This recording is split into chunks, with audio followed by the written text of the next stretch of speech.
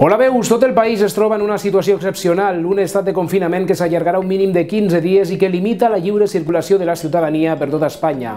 Les situacions de confinament poden produir sensacions com la soledat, desconeixement, tristor, avorriment, angoixa o estrès. Per això us volem donar tot un seguit de recomanacions per passar la quarantena de la millor manera possible. És important estar ben informats, és a dir, no fer cas als rumors i sobretot informar-se per canals oficials i mitjans de confiança. També podem fer exercicis de relaxació a casa o comunicar-nos per telèfon i internet amb els nostres amics i familiars. I sobretot és molt important no perdre el sentit de l'humor. I per això les xarxes socials i els memes sobre el coronavirus que rebem a través de WhatsApp ens ajuden i molt.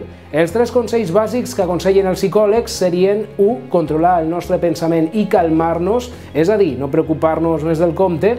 2. Mantenir una rutina, és a dir, tenir un horari, dividir-nos el temps. Per exemple, dedicar una part del temps a les tasques de la llar, una altra a fer exercici a casa i també per gaudir de les activitats d'oci, que sobretot de maneres de divertir-nos a casa tenim i moltes. Des de veure pel·lícules i sèries a Netflix, jugar al Fortnite o, per què no, llegir un bon llibre. Aquest temps de confinament també és un bon moment per la creativitat i per reflexionar. I per què no? També podem fer quedades a través de les xarxes socials per sortir als nostres balcons i finestres a una hora determinada per aplaudir o cantar.